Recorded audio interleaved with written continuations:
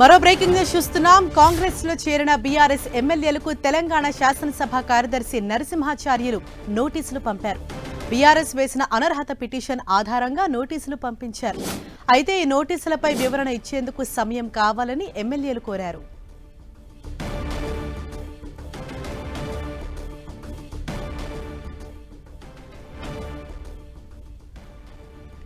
ఇదే విషయంపై మరింత సమాచారాన్ని మా ప్రతినిధి కొండల్ మనకు అందిస్తారు. కొండల్, కాంగ్రెస్ పార్టీలో 10 మంది ఎమ్మెల్యేలు ఫిరాయించిన సంగతి మనకు తెలిసింది. అయితే ఈ అంశంపైనే గత వారం సుప్రీంకోర్టు కీలకమైన కామెంట్ చేసిన పరిస్థితి కూడా ఉంది. అయితే ఈ నేపథ్యంలోనే ఈరోజు ఆ ఫిరాయింపు ఎమ్మెల్యేలకు అసెంబ్లీ కార్యదర్శి నరసింహాచార్యుల నుంచి నోటీసు వెళ్ళింది. ఎప్పటిలోగా దీనికి నోటీసుకు వివరణ ఇవ్వాలని చెప్పి అసెంబ్లీ సెక్రటరీ కోరిన పరిస్థితి ఉంది. సుప్రీంకోర్టు చేసిన వ్యాఖ్యల నేపథ్యంలోనే కొంత సీరియస్గా చేసిన వ్యాఖ్యలు మనం చూసాం. దానికి అనుగుణంగానే ఈరోజు అసెంబ్లీ కార్యదర్శి నుంచి నోటీసులు వెళ్ళాయి. వివరణ ఇవ్వాలి, మీ ఫిరాయింపులకు సంబంధించి వివరణ ఇవ్వాలని చెప్పి కోరిన పరిస్థితి ఉంది. అయితే స్పీకర్ను ఏదైతే సెక్రటరీ కార్యాలయం నుంచి వచ్చిన నోటీసులకు ఎమ్మెల్యేలు కొద్దిమంది స్పందించిన పరిస్థితి కూడా ఉంది.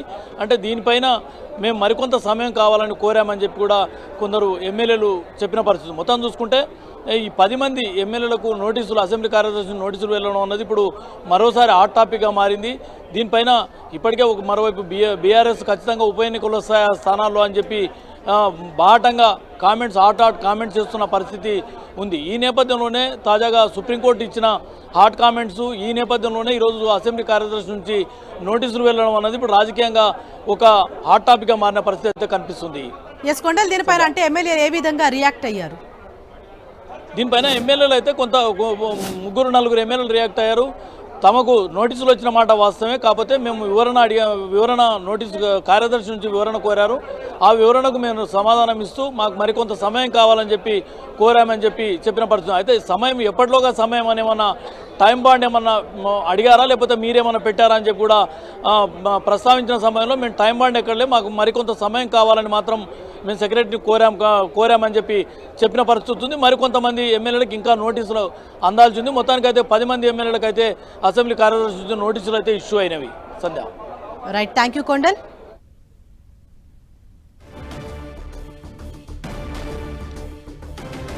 కాంగ్రెస్ లో చేరిన బీఆర్ఎస్ ఎమ్మెల్యేలకు అయితే నోటీసులు అందాయి. దానికి సంబంధించిన బ్రేకింగ్ న్యూస్ మనం చూస్తున్నాం. నోటీసులు పంపించిన అనంతరం దీనిపైన వివరణ ఇవ్వాలని కోరగా అయితే ఎమ్మెల్యేలు మాత్రం మాకు కొంత సమయం కావాలని కోరారు. కొంత గడువు ఇచ్చిన తర్వాత దానిపై మేము రెస్పాండ్ అవుతామని కూడా ఎమ్మెల్యేలు చెప్పినట్లుగా తెలుస్తోంది. అయితే ఆ ఎంత సమయం అన్నది కూడా ఇంకా మనకు తెలియరావాల్సి ఉంది.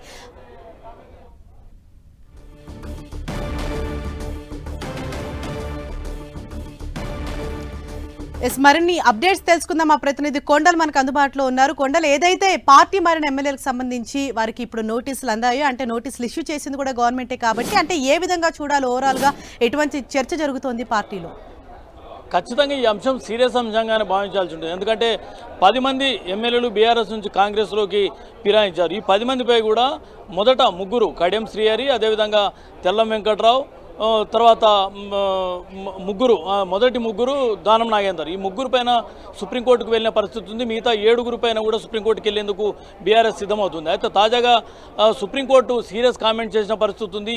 ఎందుకు దీనిపైన అనర్హత పైన నిర్ణయం తీసుకోవాలని చెప్పి ఇటీవల సుప్రీంకోర్టు కొంత హాట్ కామెంట్ చేసిన నేపథ్యంలో ఇప్పుడు ఈరోజు ఇచ్చిన నోటీసులు అన్నవి ప్రాధాన్యత సంతరించుకోవాలని చెప్పుకోవచ్చు. ఎందుకంటే ఇది రాజకీయంగా అనేక ప్రకంపనలు కారణమయ్యే అవకాశం ఉంటుంది. దీనిపైన స్పీకర్ కార్యాలయం ఎలాంటి నిర్ణయం తీసుకుంటుందన్నది మాత్రం ఇప్పటికీ వేచి చూస్తున్న పరిస్థితి ఉంది. మరోవైపు బీఆర్ఎస్ అయితే పూర్తి స్థాయిలో ఒత్తిడి చేస్తుంది. అటు స్పీకర్ కార్యాలయం నుంచి, ఇటు న్యాయస్థానంలో నుంచి, ఈ 2 వైపుల నుంచి కూడా పూర్తి స్థాయిలో ఒత్తిడి అయితే పెట్టింది.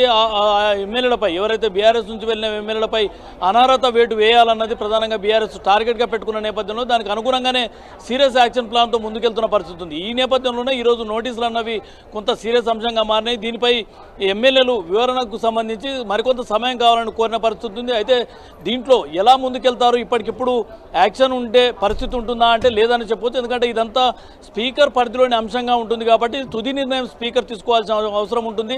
దానిపైన స్పీకర్ నిర్ణయం ఎలా ఉంటుందన్నదే ఇప్పుడు అందరూ ఆసక్తిగా గమనిస్తున్న అంశంగా చెప్పొచ్చు హరీష.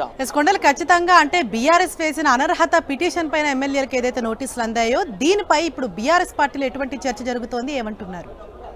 బీఆర్ఎస్ గత కొన్ని రోజుల నుంచి కూడా మనం చూస్తున్నాం. బీఆర్ఎస్ అయితే పూర్తి కాన్ఫిడెన్స్గా కామెంట్ చేస్తున్న పరిస్థితి ఉంది. ఖచ్చితంగా బీఆర్ఎస్ నుంచి ఎవరైతే ఫిరాయించారో కాంగ్రెస్లో వెళ్ళిన 10 మంది ఎమ్మెల్యేల స్థానాల్లో ఖచ్చితంగా బై ఎలక్షన్స్ వస్తాయన్నది ప్రధానంగా బీఆర్ఎస్ పొలిటికల్ కామెంట్గా చేస్తున్న పరిస్థితి ఉంది. ఆ దిశగా పార్టీ శ్రేణులకు కూడా ఒక స్ట్రాంగ్ మెసేజ్ కూడా ఇస్తున్న పరిస్థితి ఉంది. దీనిలో భాగంగానే వారిపై అనర్హత వేటు వేయించేందుకు పూర్తి శాయశక్తుల ప్రయత్నం చేస్తుంది. మరోవైపు స్పీకర్ కార్యాలయం పైన ఒత్తిడి చేయడంతో పాటు ప్యారలర్గా న్యాయస్థానాన్ని కూడా ఆశ్రయించిన పరిస్థితి ఉంది. మనం హైకోర్టు నుంచి సుప్రీంకోర్టు వరకు ఈ కథ మొత్తం చేరింది కాబట్టి తాజాగా సుప్రీంకోర్టు ఇచ్చిన కామెంట్స్ నేపథ్యంలో ఇప్పుడు ఈ నోటీసులు అన్నవి ప్రాధాన్యత సంతరించుకుంది అనుకోవచ్చు హరీష.